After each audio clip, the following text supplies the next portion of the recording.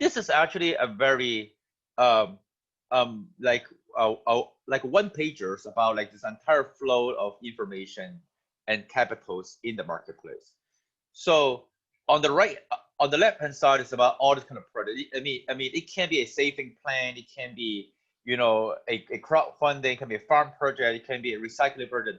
That doesn't really matter. But there will be a streamlined onboarding process, and then the metric setup, the validation of the data, and then eventually trigger payments. The payments can be in terms of impact investment, it can be in terms of grants, it can be even in terms of the pay for success model, like impact bond, and so on.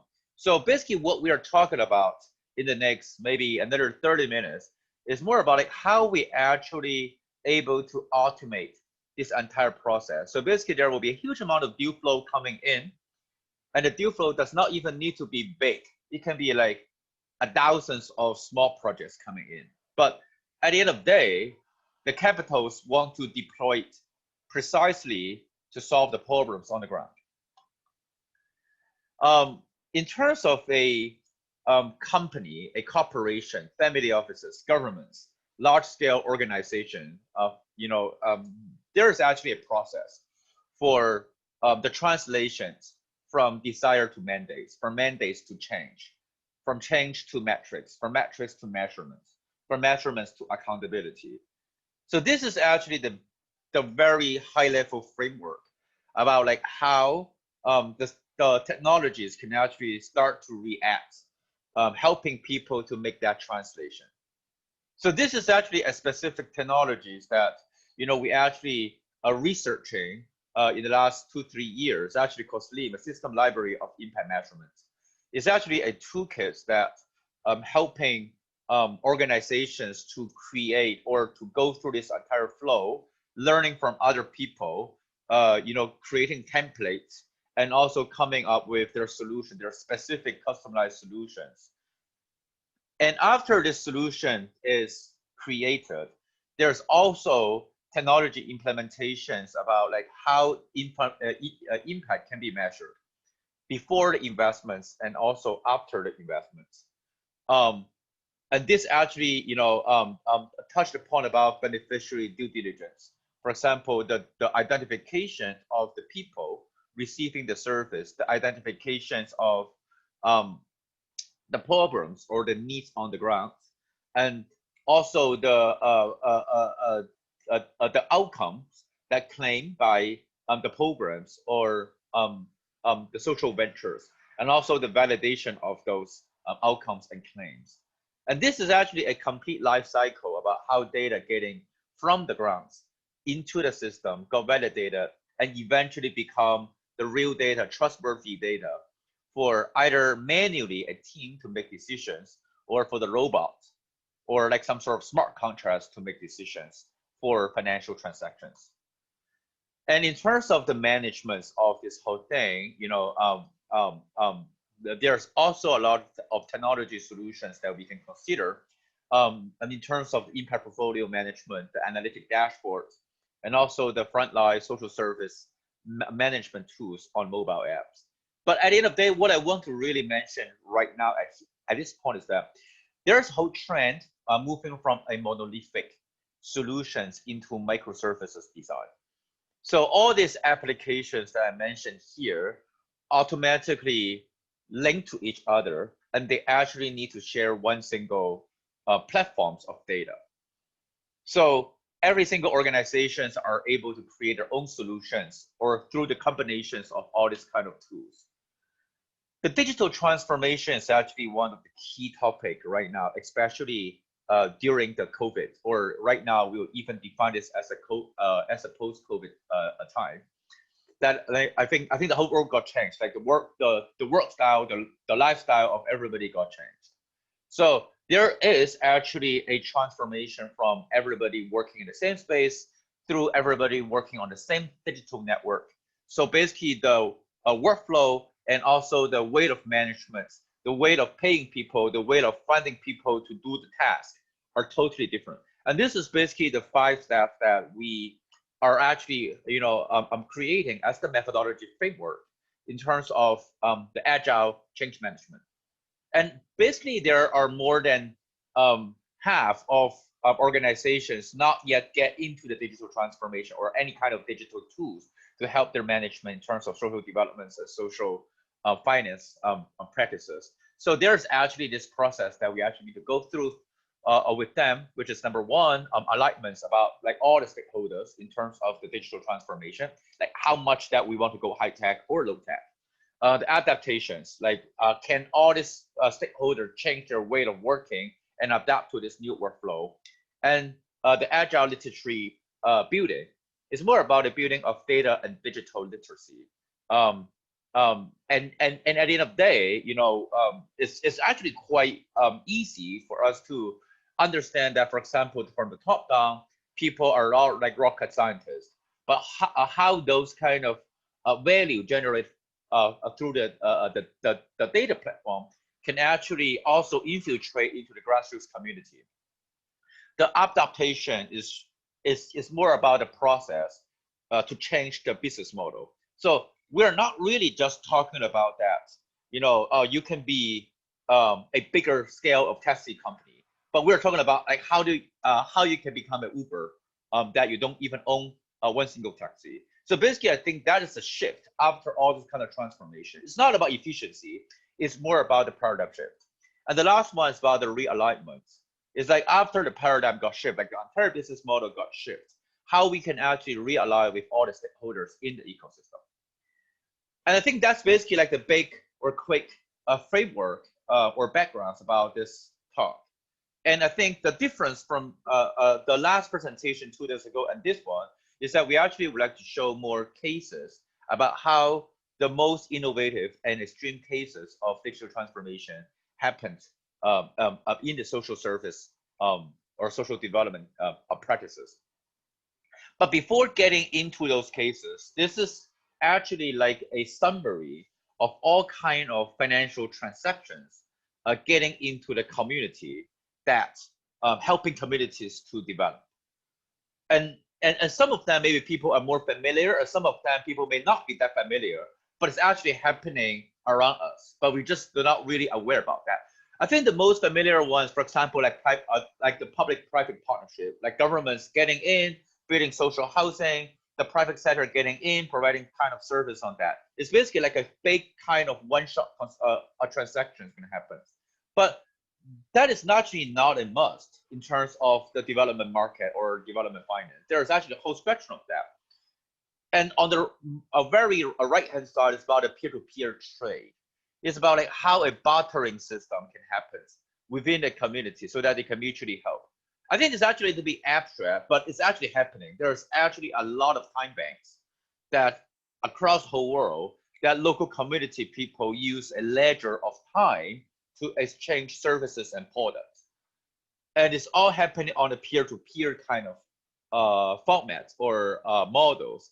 And this is actually recording back from the bartering system, like how people can exchange with each other.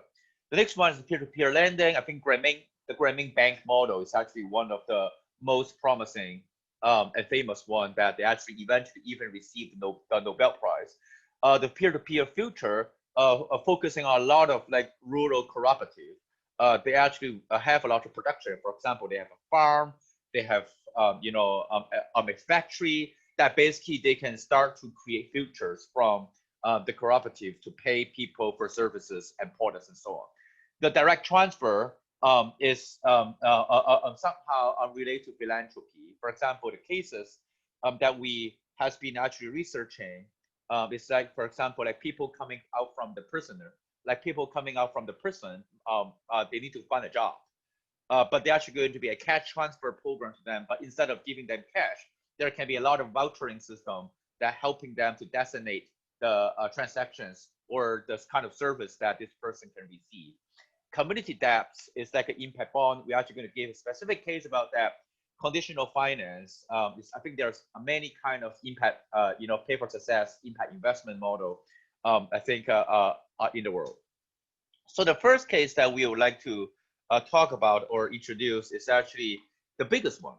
It's actually the case of African Development Bank for a farm investment and development project. And this is actually more on the governments or the sovereign level kind of investments or services that the development bank is actually providing a loan to the countries in Africa and executed by the local agencies for three things. For example, there's going to rural infrastructure developments, for example, the irrigation system, the roads, the infrastructures, and so on. The second one is is basically setting up the agricultural development cooperative. And the third one is basically what they call the project coordination unit. There will be like a huge amount of micro projects, because for this kind of big public capital outlay, it's actually quite difficult for them to identify those micro needs. They can identify the big needs, say, oh, this region, they need farming, but they don't know, maybe they need a shuttle bus bringing workers or farmers from village to the farm. I think that will be more like a micro project or micro business within this umbrella. So the green line is actually all about the flow of capital, and then the blue line is all about the flow of data. So basically, the data is always feeding into the system to basically keep validating the need of the big project and also a lot of small projects, and validating the transactions and even auditing all the outcomes or the services actually happening on the ground. And this can be like one of the simple life cycle digital transformations decides that you can imagine. For example, there will be a signaling need. That means there is a need of farming, because farming can solve the problem of poverty. There will be a lot of research on that. And number two, there will be a validation of the farming, like the farming is actually built, is under operations. There will be the claim ledger, and there will be the AI or the cloud services for people to understand what's going on the ground. And there will be the impact intelligence actually broadcasting what's happening on the ground. And there can be two things, right? There can be the local feedbacks. There will be the development bank decisions, and the development banks able to use the existing data to continuously investing more money into this entire cycle. I think that's basically like a whole loop of data and capital flowing through the entire. Case 3 is about micro social impact bond. It's another kind of financial vehicles that we're shifting back to the public-private partnership side, but we try to use technology to break it down, the very large amount of money transaction into a lot of small transactions. And this is actually a project in Myanmar that the local communities, basically consider this village, they try to build a playground. The playground is like a $2,000 US budget. And the government can actually pay for the playground, but the government do not know or do not believe that this communities really need a playground, or they may need a public toilet or whatever. Like, why they need a playground? And number two, if this playground actually got built, can this playground actually really providing the social impact or social service to the local community? So this is actually how it's actually going to work. Like, how can the poor community build public goods? The government really interested in doing that, but the government really do not have enough resource to understand this kind of really small problems in the community. If they try to do the research to find out every single community what they need, maybe they need to spend like 20% to 40% of the budgets that they try to allocate to community developments into research. So how this can happen? So what we actually try to build here is to use the blockchain technologies to manage the management, the impact management layer, the decision-making layers of this project. So basically, there will be a security public trust that we are actually creating to facilitate the micro social impact bond, which is actually originally like a big amount of money that got transactions, right? But right now we're talking about $2,000. So there's actually the micro impact bond investors. They're basically crowdfunding from the community. They're also the micro impact bond participants. Basically, they are working for the projects and also monitoring the projects and the impacts, also from the community. So the crowdfunding, or the crowdfunder, they're basically putting down funds. For this particular case, they're $2,000. Local communities are basically putting down their funds they're using technologies to make the vote about the decision making, why they need a playground, not a public toilet, not a road. So this is actually going to be public, or transparent data. And number two, there will be community member actually contributing the constructions and also the to fulfill the KPI for the success of that project. And the playground can be built. The playground, or when the playground is built, is actually paid cash, and the cash is actually crowdfunded from the community.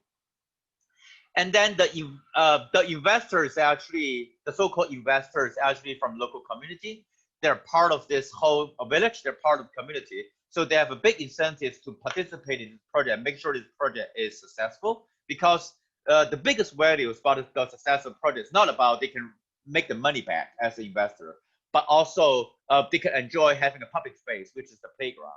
And after the playground is built, the government or the municipality government actually able to pay back the bond plus interest. So usually the structure of the impact bond is there is 100% payback of the principal, and the rate of the interest going to be rely on the achievements of the KPI. For this particular project, the KPI also got through the voting. I think number one is all a local labor. Number two, nobody got injured. And number three, this public playground is actually really public, not belong only to the, for example, village chief and so on. And this is actually I like the entire ecosystem about like how the technologies actually start to informing each other. It's actually a very complicated. I'm not going to get into this ecosystem, but basically you can imagine there are three types of digital transformation that we are doing. The first one is actually the one in the middle, is the tools to make the management and the decision making participatory. It's through voting, it's through the consensus making from the community. So basically they can participate in making the decision about what kind of projects, what's the KPI, how to measure that, like all those kind of things through a town hall meeting. The second one is the bottom one, is about like how community actually able to use technology to validate the projects actually under construction. It's basically what we call the community validation.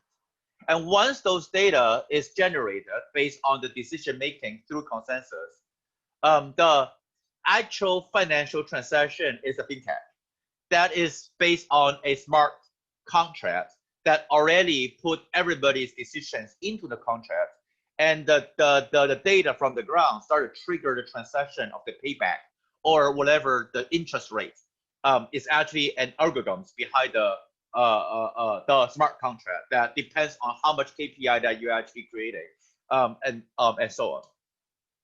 So this is about like how the project is actually implemented. This is the town hall. Like all these local citizens are making decisions together. And this is basically the impact bond that they are receiving. It can be a digital format on the right-hand side. It can be physical. You can print it out because, for this local people, I think this is actually more like a user experience or development communication design that we definitely want people to feel the contributions of them to the communities, not just digitally. And this is basically about like how they can make monitoring and voting and basically see like the results of the voting. So this is actually being the transparent part. Like nobody can force people to make their own decisions. And this is actually about like how the playground is built. After built, this is all the validations, the capacity building, the validation process for local community members to make sure this playground is open to everybody and so on. And then the payback happens. The case number 4 I would like to talk about is moving into the community future part of it, or the community social finance part of it, which is actually getting more and more to the middle of this entire spectrum. So this is actually also the case, very, very interesting, that happened in Hong Kong, that during the COVID time, the weaker or the weak community, they basically have a lot of problems procuring PPEs during the COVID time. They're either going to lie up on the streets. The government's supplement is actually very slow, and they or they need to go to buy really expensive products from the internet or the market. So basically, this is actually like a buyer's club.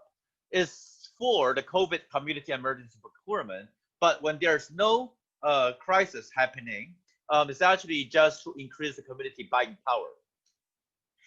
And the way that this works, I mean, this is actually a real case in Hong Kong, that there's originally like a 30,000 Facebook group that all these grassroots communities in a specific district of Hong Kong, they basically all joined together, sharing the same value.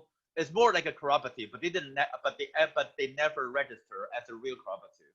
But they basically always crowd desire, say, oh, we desire haircut, we desire a mask. So basically, they're creating a demand marketplace, and there are also a lot of local business, and those local business, they are part of this ecosystem. They also believe in the value of this entire community, and some of them may have channels to help the local community to procure those kind of supplies. And this is basically what happened, that once they gather all the demand, it's basically like a simple Groupon or like a buyers club.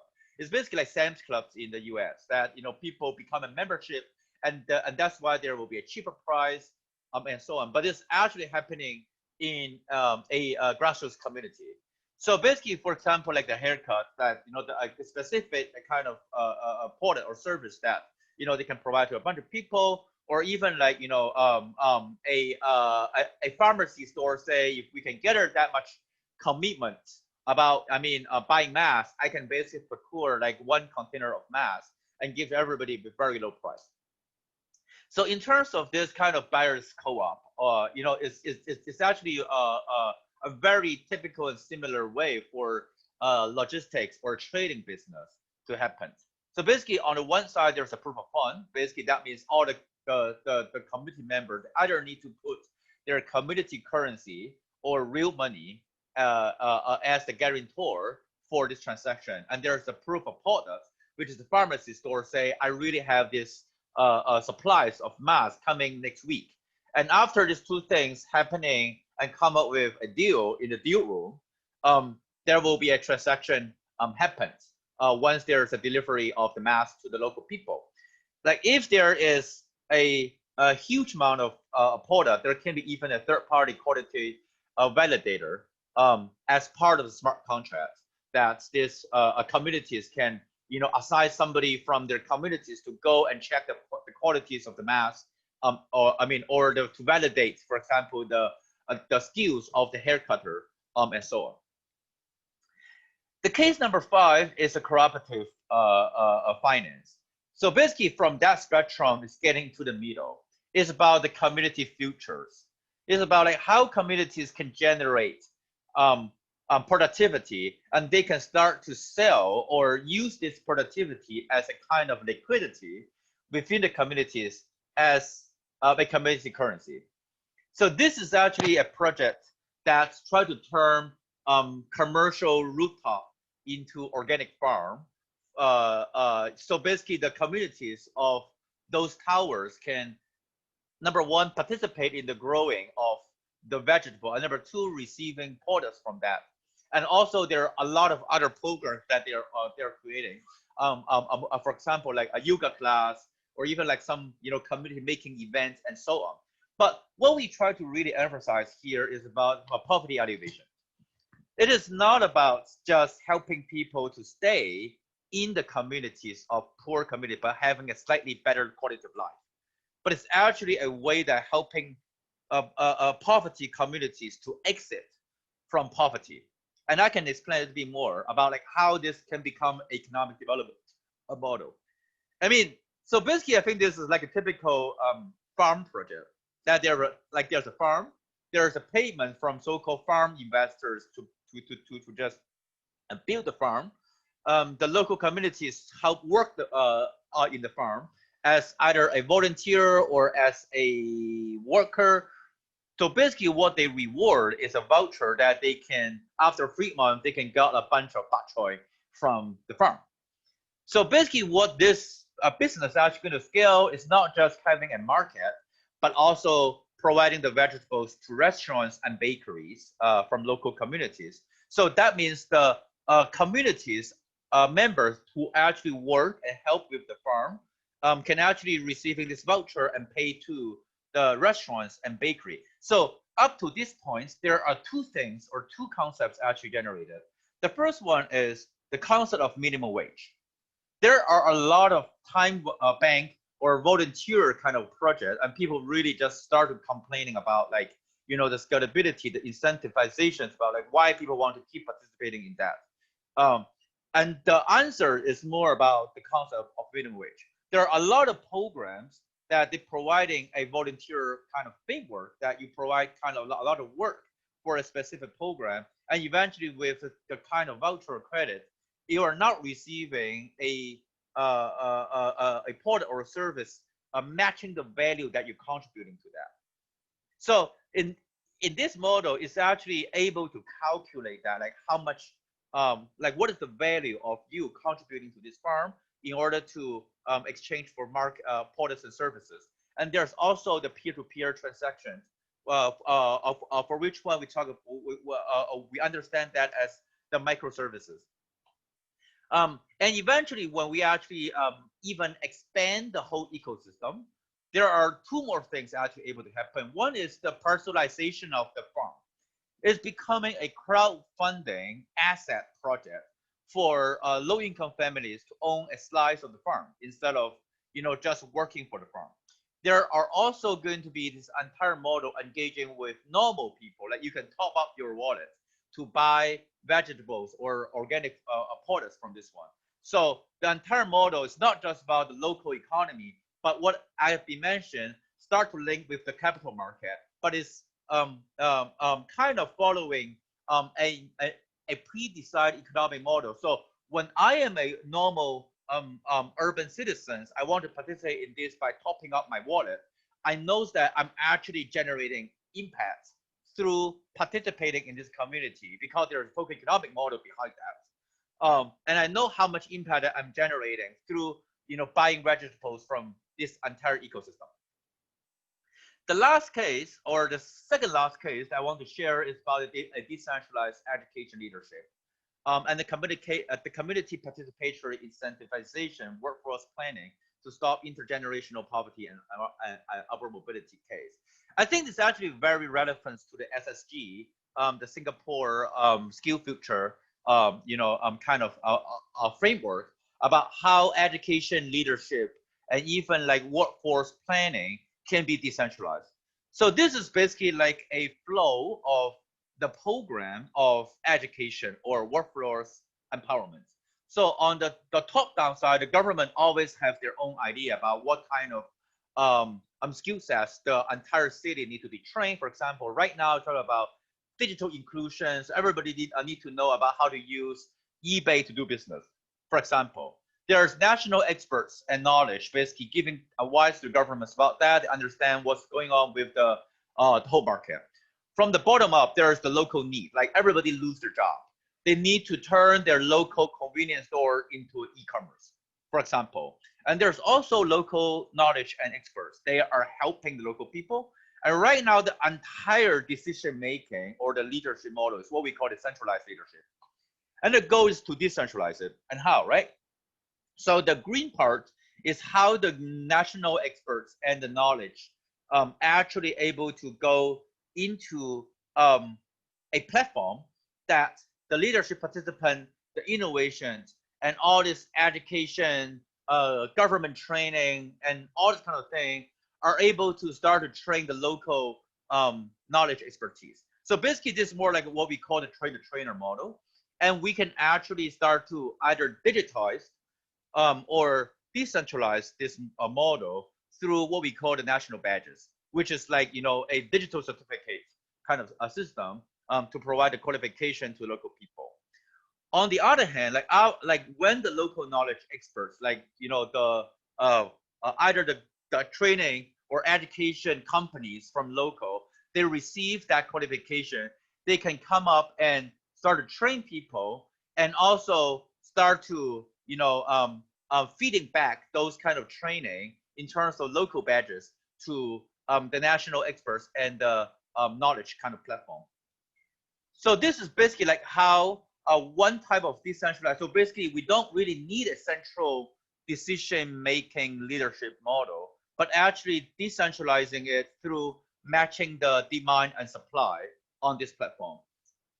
And at the end of the day, it can be a triangular partnership that government, which is the green part, the local need, the local training, which is the orange part, and also the corporation.